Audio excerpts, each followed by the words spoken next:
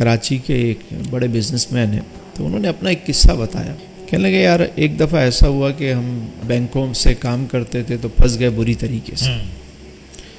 حالات ایسے ہوئے کہ ہمارے پاس دینے کے لیے کچھ بھی نہیں تھا، سب نمٹ گیا، سب دے چکے. اب مطلب دن بہ دن ہم ڈوبتے جا رہے ہیں، حتیٰ کہ ہم نے ادھر ادھر سے کوشش کی اور دلدل میں چلے گئے.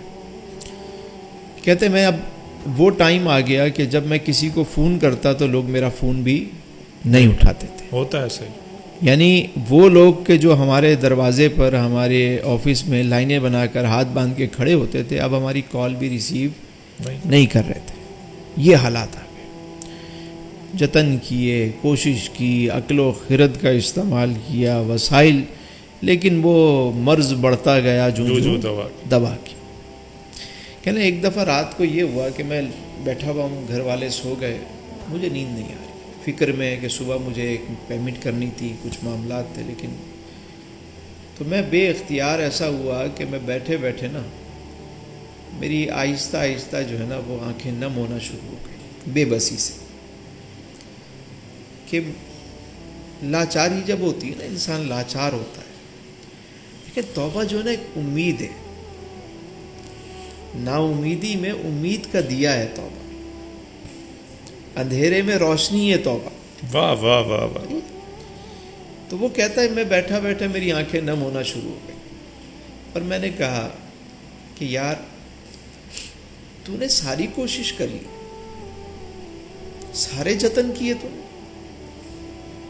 یار اس سے کیوں نہیں کہتا؟ اس کے خزانے لامحدود ہیں. دنیا داروں نے تو تجھے دکھا دیا،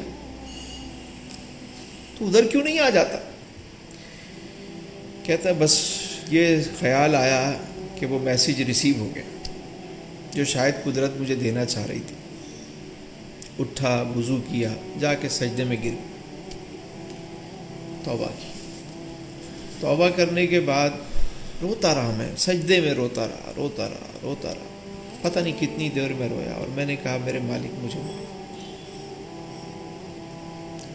لا الہ الا انت سبحانک انی کنت من الظالمین، معاف کر دے، مجھے اس اندھیرے سے نکال، تیرے سوا کوئی نہیں نکال سکتا مجھے. اور اب میں نے دیکھ لیا، ساری کوششیں کر کے دیکھ لی،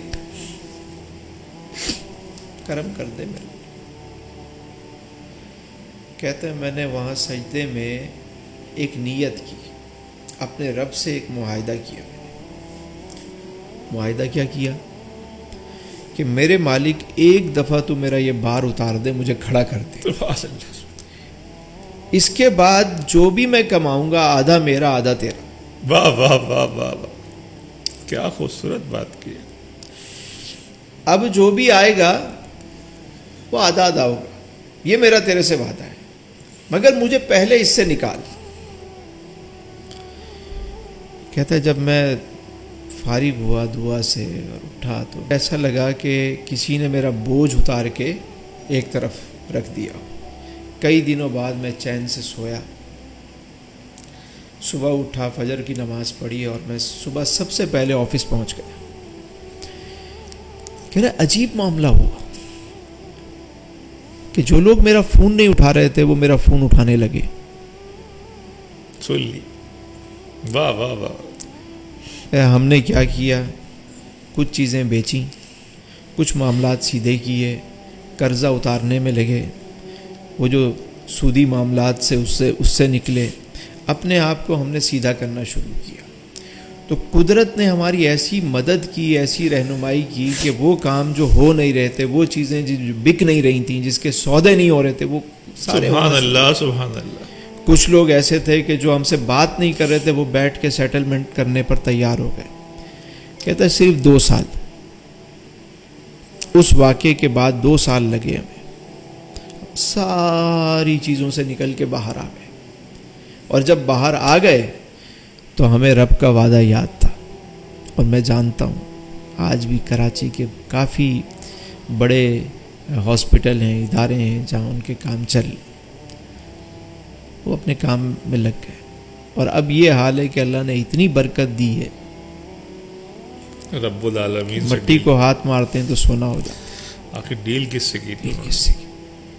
تو ایک بات میں بتاؤں کہ جب کبھی ہو آپ ڈیل کر لو، پہلے غلطی مانو، ایکسیپٹ کرو، اور اس کے بعد رب سے کوئی نہ کوئی ڈیل کرو۔ ڈیل کر لو۔ تیسری بات یہ، اپنے اوپر کچھ حد لگا دو